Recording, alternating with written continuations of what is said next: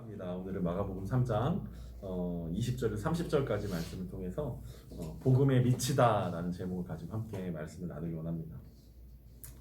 우리가 지난주에는 예수님께서 12제자를 세우시는 장면을 함께 보았습니다. 그래서 제자는 어떻게 되냐라고 했을 때 제자는 예수님 부르시고 그 부르심 가운데 그들이 순종함으로 나오면 예수님께서 그들을 만들어 가시는 그것이 제자다라는 이야기들을 함께 나눴었고, 또 그 제자들을 부르신 목적이 예수님과 함께함을 통해서 예수님의 모든 것들을 배우고 예수님처럼 살아내는 존재로 예수님께서 그걸 제자라고 이야기하고 그것이 부르신 목적이다라는 이야기들을 함께 살펴봤습니다. 오늘은 이제 친족들, 예수님의 친족들과 예루살렘에서 내려온 서기관들로부터 예수님께서 비난을 받으시는 장면을 보게 되는데, 그리고 그 비난 가운데서 예수님이 반박하시고 이제 하나님 나라의 회복이 점점 더 가까이 오고 있다라는 사실들을 예수님께서 말씀하고 계십니다. 특별히 오늘 본문을 통해서 왜 우리는 복음에 미치는 삶, 미치다라는 단어가 좋은 뜻은 아니지만 어쨌든 사로잡히다, 어쨌든 뭐 그것만 우리가 추구한다, 열정 가운데 사로잡힌다라고 이야기했을 때 왜 우리 삶은 복음에 미치지 못하는가에 대한 관점에서 함께 살펴보기 원합니다. 오늘 본문을 통해서 한 3가지 정도 우리가 복음에 미치지 못하는 3가지 정도의 방해물들이 등장하는데, 그것들을 보면서 우리가 말씀을 통해서 말씀 이후에 우리가 함께 결단할 수 있었으면 좋겠습니다. 복음에 미친 삶 되겠습니다라고 함께 결단하는 시간 되었으면 좋겠습니다. 오늘 보면 20절에 보니까 예수님께서 집에 들어가시니 무리가 다시 모임으로 식사할 겨를이 없는지라. 그리고 이어진 21절에 예수의 친족들이 듣고 그를 붙들러 나오니 이는 그가 미쳤다 함일러라 라고 이야기합니다.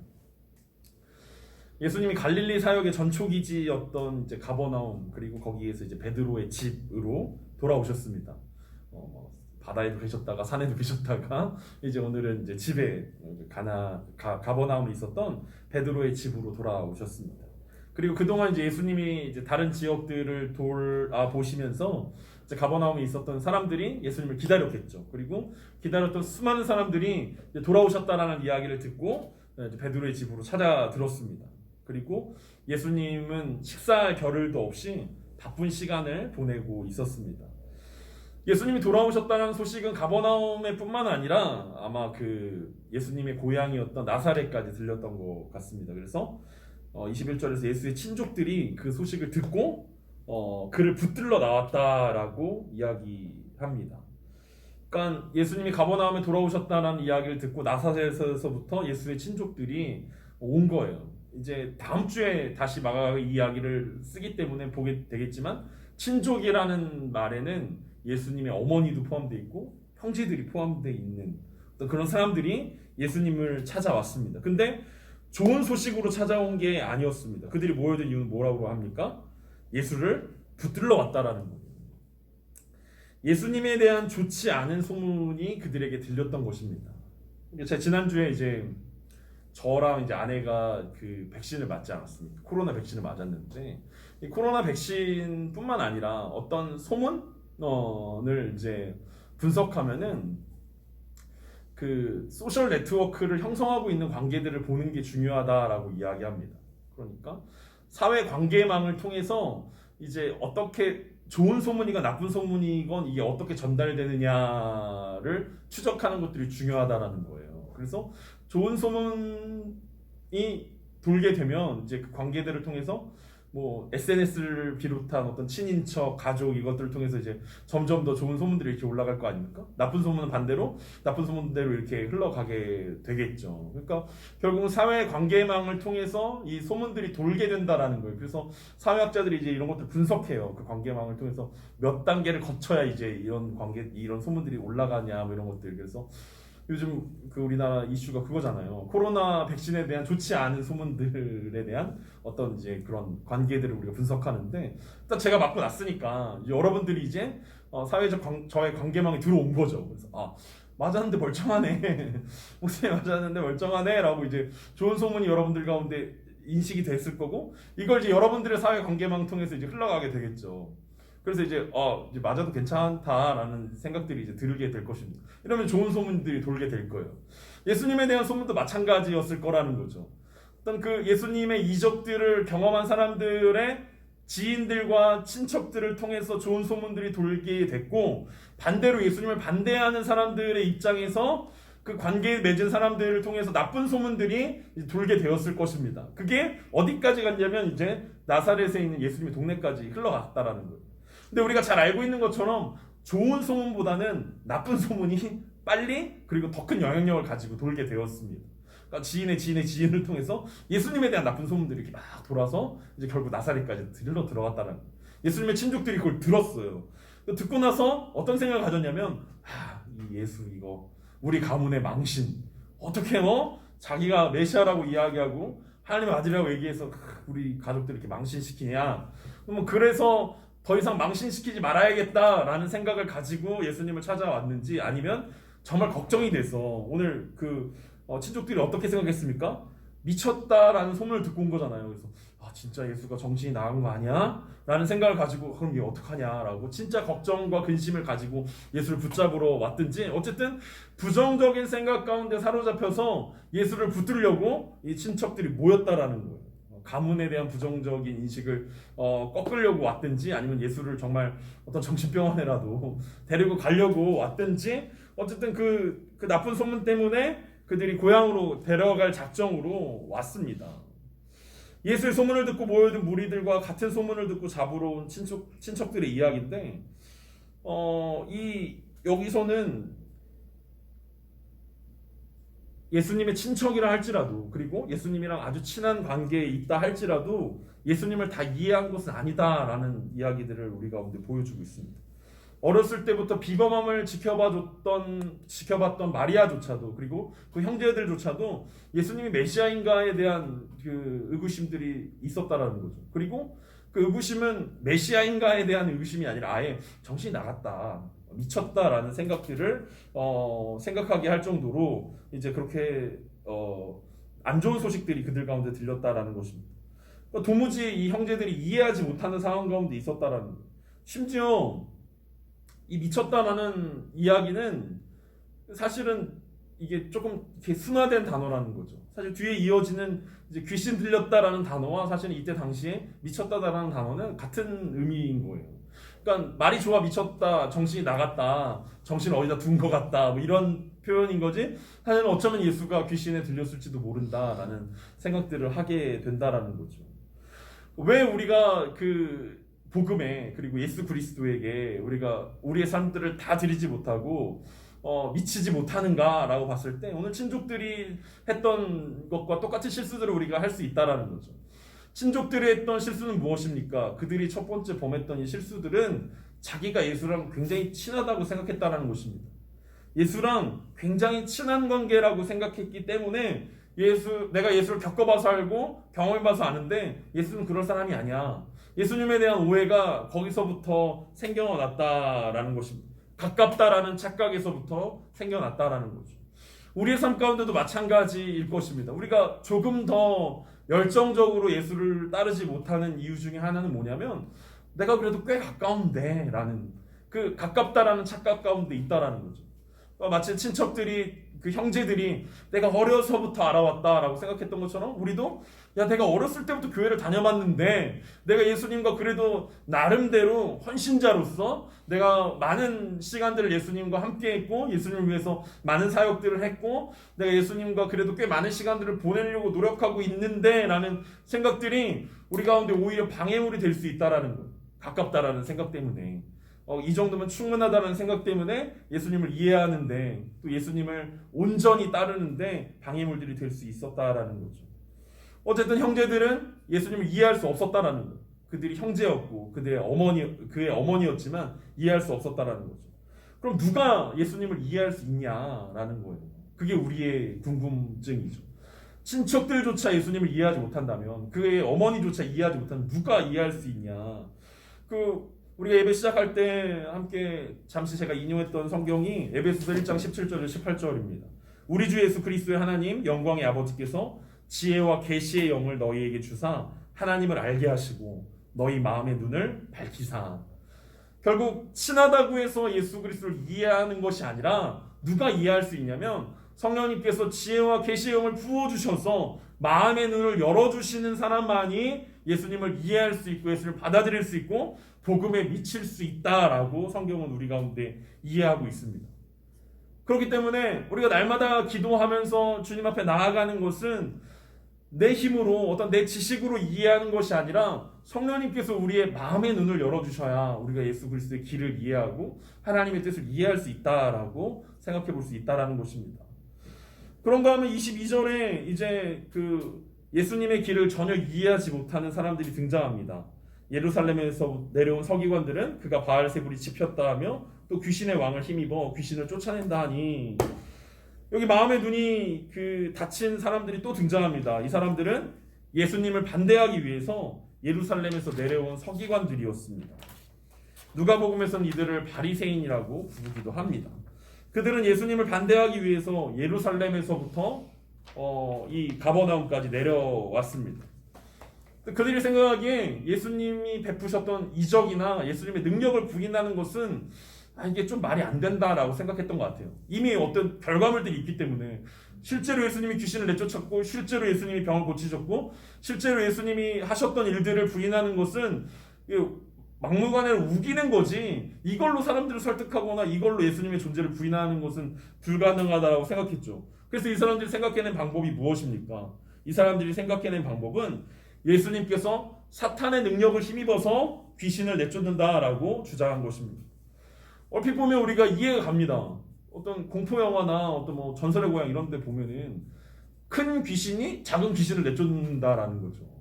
또 그리스 로마 신화나 혹은 인도의 힌두교 신화들을 보면 큰 신이 있고 작은 신이 있습니다. 능력이 작은 신이 있고 큰 신이 있어요. 그래서 큰 신이 작은 신한테 명령하기도 하고 큰 귀신이 작은 귀신한테 명령해서 뭐 쫓아내기도 하고 어떤 뭐 그 능력들을 이용해서 어떤 뭔가들을 하는 것들을 보면 진짠가? 라고 생각할 수도 있습니다.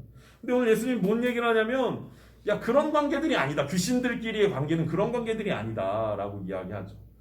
그런 관계가 되려면 각자 개별적으로 행동해야 되는데 귀신은 사탄의 왕국을 섬기는 사람들인데 걔네들끼리 그럴 이유가 전혀 없다라는 이야기들을 합니다.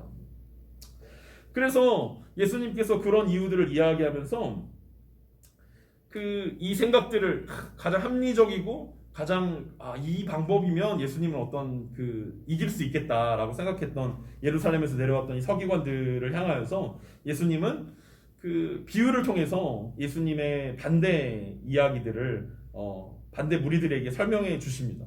첫 번째 비유는 이것이었습니다. 23절부터 26절까지인데 예수께서 그들을 불러다가 비유로 말씀하시되 사탄이 어찌 사탄을 쫓아낼 수 있느냐 또 만일 나라가 스스로 분쟁하면 그 나라가 설 수가 없고 만일 집이 스스로 분쟁하면 그 집이 설 수 없고 만일 사탄이 자기를 거슬러 일어나 분쟁하면 설 수 없고 망하느니라. 예수님은 이제 비유로 이제 설명하기 시작합니다. 왜냐하면 앞에서 우리가 누가 그리스도를 이해할 수 있느냐라고 했을 때 지혜와 계시의 영을 받은 사람들이 예수를 이해할 수 있고 예수님께 미칠 수 있다라고 이야기했는데 그 사람들을 향해서 가장 좋은 방법이 뭐냐면 비유라는 방법입니다.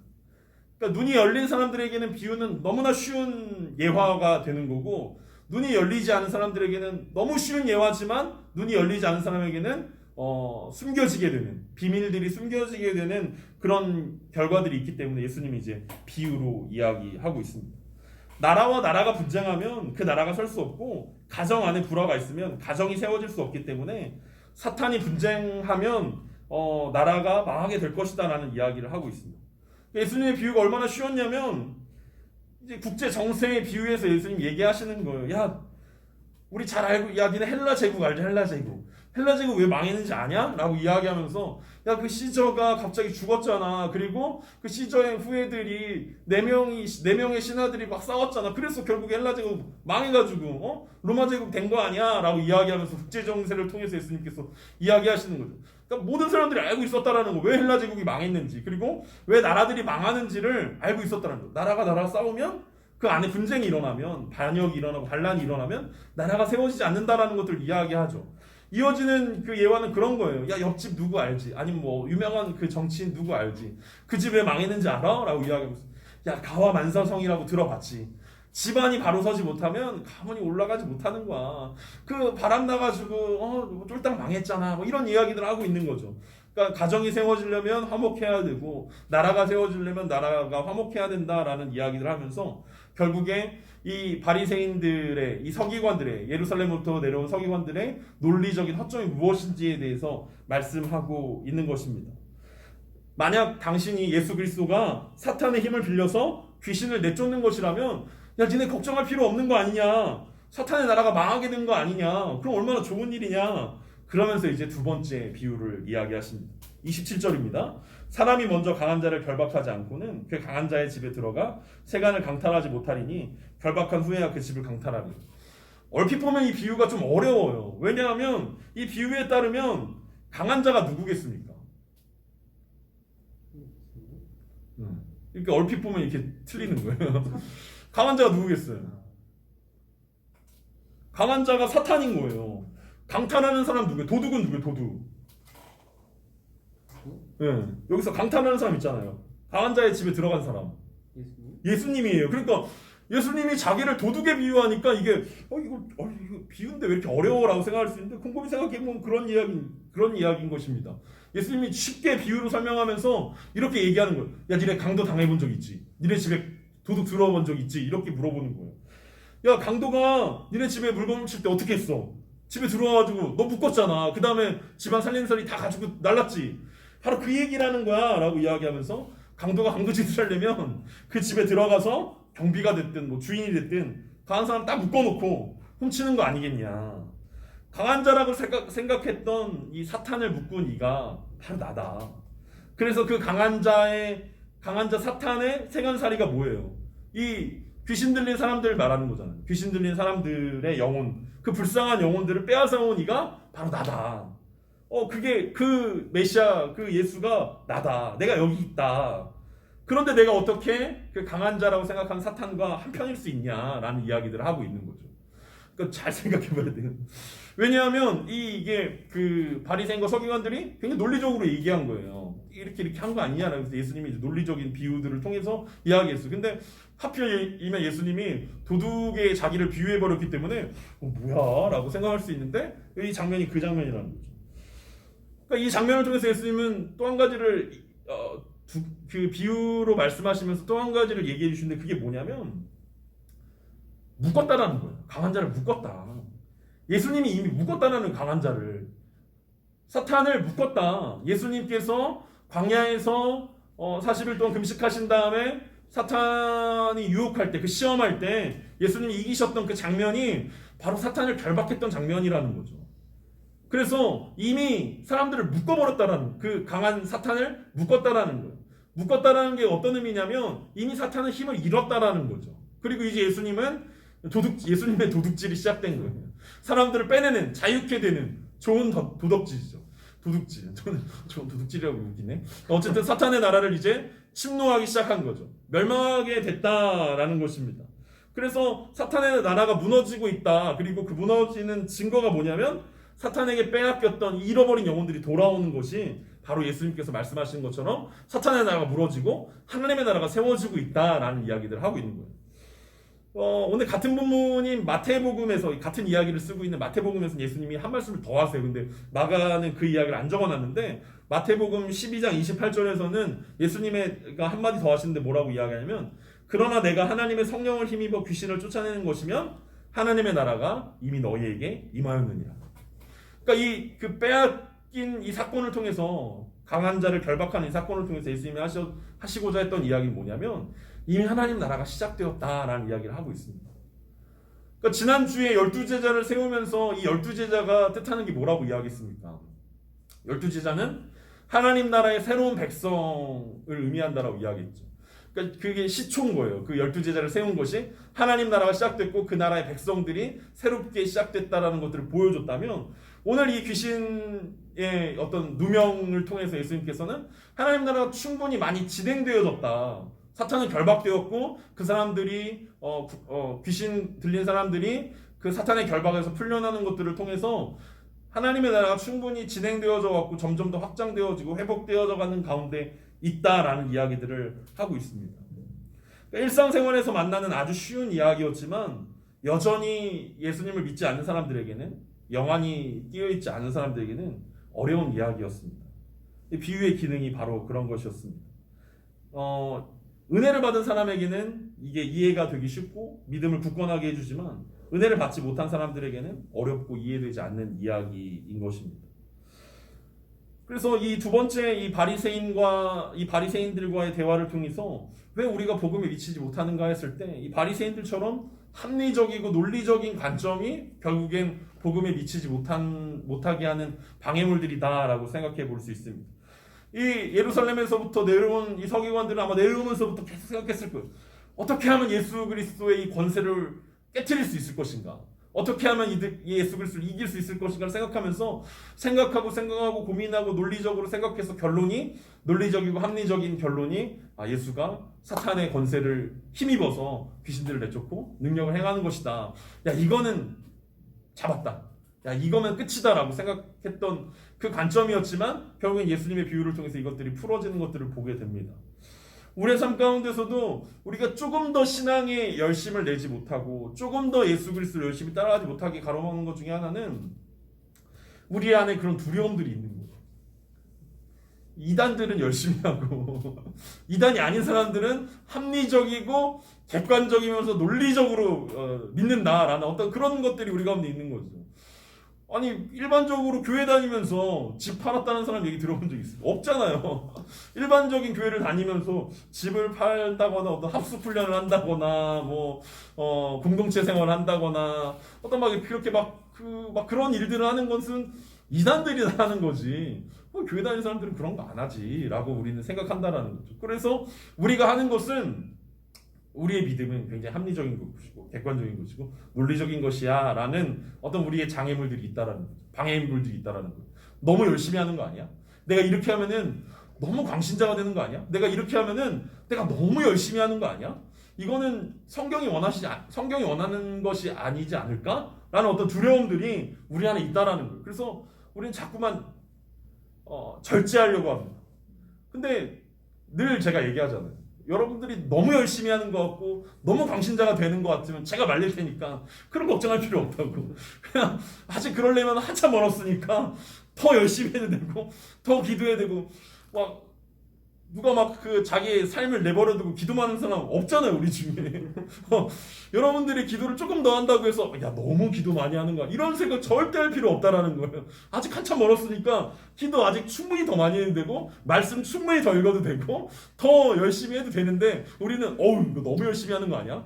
이거 내 삶에 장애가 오고 사람들이 이거 손가락질하고 야 이거 내 삶이 없어질 수도 있어라는 그런 생각 한다라는 거죠. 근데 우리 삶을 곰곰이 살펴봤을 때 우리는 사실 내가 그어놓은 선에 의해서 시간들을 분배하고 쓰고 있지 너무 많이 하거나 그걸 걱정할 필요가 전혀 없다라는 것입니다. 그래서 예수님은 이렇게 착각하고 있는 사람들에게 세게를 박으십니다. 이 28절부터 30절에 해당하는 내용들입니다.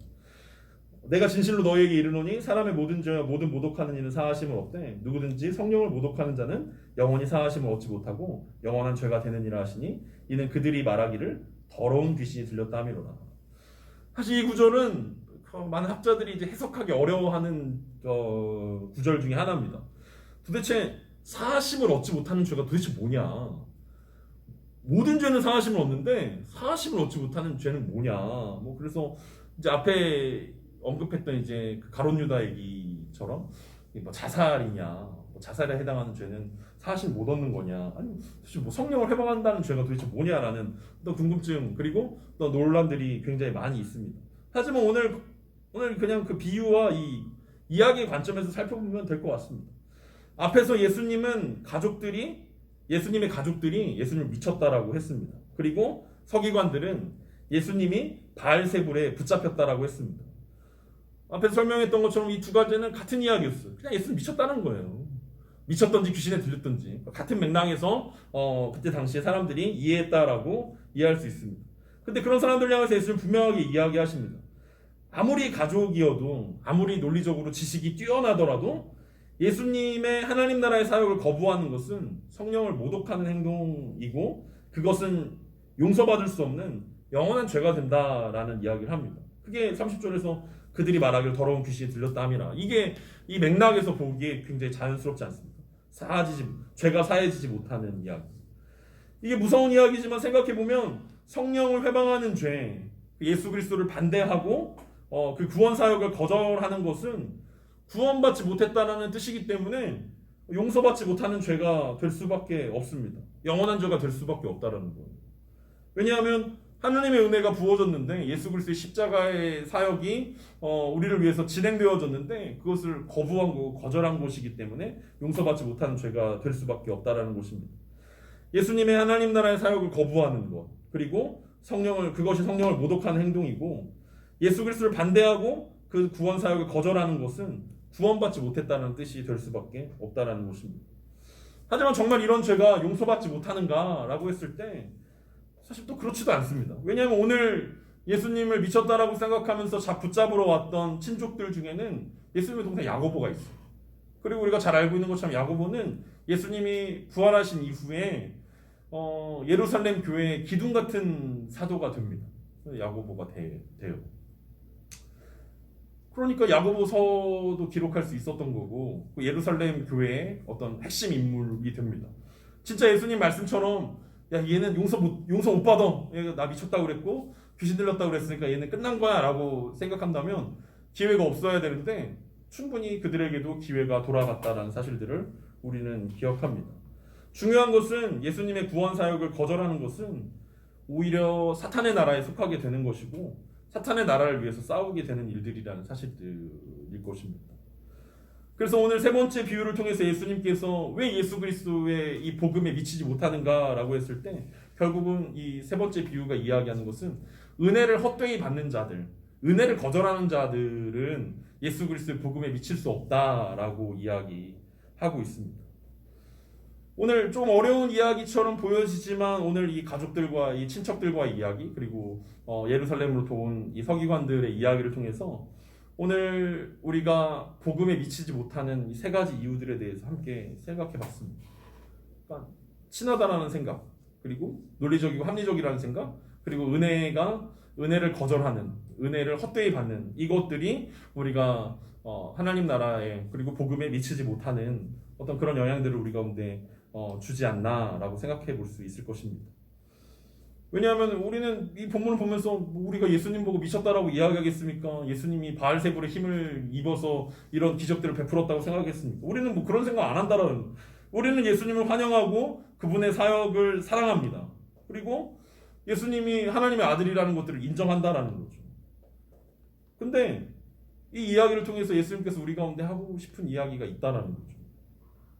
예수님은 친인척들에게조차 미쳤다라고 이야기를 듣고 당대 학식 있는 사람들 그리고 존경받는 서기관들로부터 귀신 들렸다라고 이야기를 듣고 있는데 과연 우리는 우리의 신앙 때문에 그리고 어떤 교회 때문에 혹은 우리가 믿고 있는 복음 때문에 이런 이야기를 들어본 적이 있냐라는 거예요. 사실 우리는 너무 합리적이고 우리는 너무 논리적이기 때문에 이런 이야기랑은 전혀 거리가 멀죠. 뭐 뉴스 같은 데 나오시는 굉장히 그런 분들 보면서 우리는 혀를 차는 입장이지 우리가 뉴스의 주인공이 될 필요는 없잖아요. 그렇죠? 물론 그런 식으로 살라고 얘기하는 게 아니라 어쨌든 우리의 믿음에는 한계가 분명히 있고 미쳤다라는 이야기를 들을 정도로 우리가 열심히 하지 않는다라는 거죠. 근데 이 복음에 미쳤던 그 바울은 뭐라고 이야기합니까? 고린도후서 5장 13절에서 바울은 뭐라고 이야기하면 우리가 만일 미쳤어도 하나님을 위한 것이고 정신이 온전하여도 너희를 위한 것이니 그리스도의 사랑이 우리를 강건하시도다라고 이야기합니다. 그러니까 그리스도의 사랑이 바울에게 임했을 때, 그리스도의 은혜가 바울에게 임했을 때 바울은 누군가가 자신을 미쳤다라고 이야기하는 것에 별로 개의치 않았다라는 거예요. 왜냐하면 그게 정말 상관없는 것들이니까. 자신을 통해서 복음의 역사가 나타나는 것이 더 중요한 것이지 누가 자신을 곡해하든 오해하든 이상하다고 생각하건 별로 아니라는 거죠. 그러니까 오늘날 교회 때문에 욕을 먹는 분들이 좀 아주 많아가지고 좀 조심스럽긴 합니다. 매일 뭐 그것이 알고 싶다, PD 수첩 뭐 이런데 너무 자주 등장해가지고 더 교회 열심히 하고 막 복음을 열심히 전하고 막 이런 것들이 좀 그럼 우리도 뉴스에 나오는 거 아니야? 약간 이런 두려움들이 우리 가운데 있다라는 거예요. 그래서 이단들은 사실 진리가 아닌 것들을 진리처럼 믿고 목숨을 내놓고 우리는 진리를 조용히 믿습니다. 이게 이제 우리가 가지고 있는 포지션들인데 우리가 복음에 미칠 수 있는 방법이 무엇이냐라는 것들을 오늘 본문을 통해서 고민해 봐야 된다는 거죠. 계속 바울이 복음에 미친 이야기들을 하면서 바울이 로마서에서 이야기했던 것처럼 내가 복음을 부끄러워하지 아니하노니 이 복음 모든 믿는 자들에게 구원을 주시는 하나님의 능력이 됨이라라고 이야기했었던 바울이 왜 복음을 부끄러워하지 않는다라고 했을까라고 했을 때 바울이 복음에 미쳐 있었다라는 거죠. 그리고 우리의 삶들을 돌아보면 한편은 좀 슬프다라는 거예요. 그러니까 우리의 삶이라고 이야기할 필요 없이 제 삶을 돌아보면 나는 과연 복음에 미쳐 봤는가?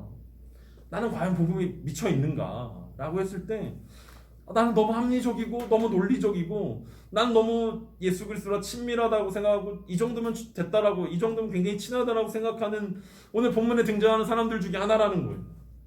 그래서 은혜가 나에게 임했는데 그 은혜가 완전히 임하지 못했다는 절반 정도. 그러니까 내 삶 가운데 내 삶을 촉촉하게 적시고 내 삶을 좀 풍성하게 하고 내 삶을 좀 따뜻하게 하고 나를 위로해주고 나에게 힘을 주고 내가 새롭게 파이팅할 수 있는 힘을 주는 데까지는 은혜가 임하는데 그 이상의 은혜들은 내가 거절한다라는 거죠.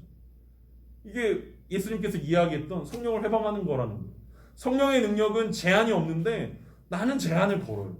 나에게 만족을 줄 수 있는, 나를 따뜻하게 하고 나를 세상에 살기 편안하게 하고 위로를 줄 수 있는 그만큼의 복음만 원하지 그 이상의 복음은 내가 싫다라는 거예요.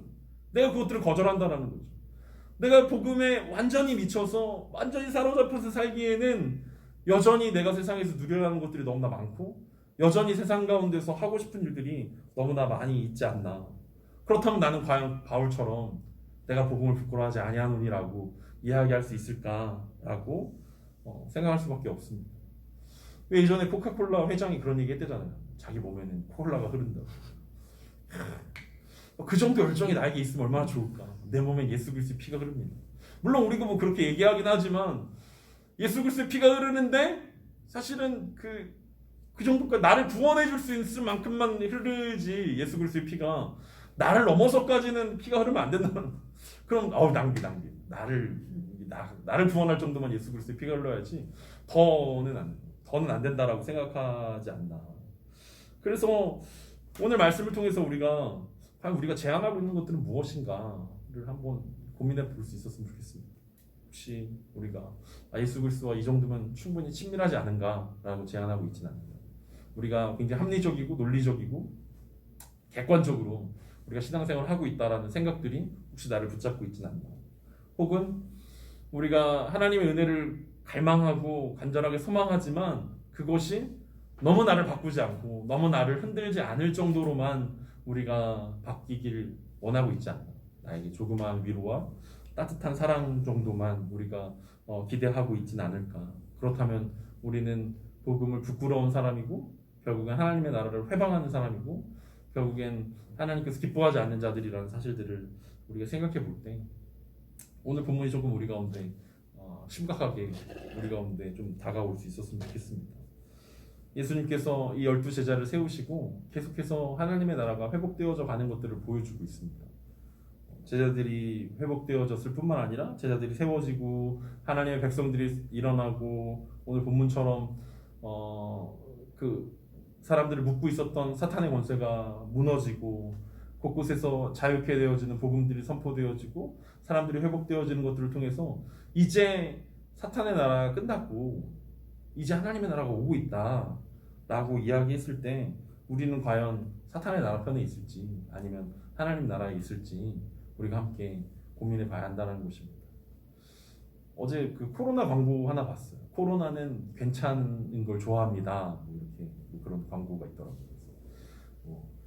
그래서 5명 넘어도 괜찮아. 오랜만에 만난 건데 마스크 벗고 얘기해도 괜찮아. 밥 먹고 있는 중인데 이렇게 해서 코로나는 괜찮은 걸 좋아한다라고 절대 방심하면 안 된다라는 광고를 보면서 혹시 사탄도 우리 가운데 그것을 좋아하고 있잖아요. 괜찮은 걸 좋아. 사탄도 괜찮은 걸 좋아.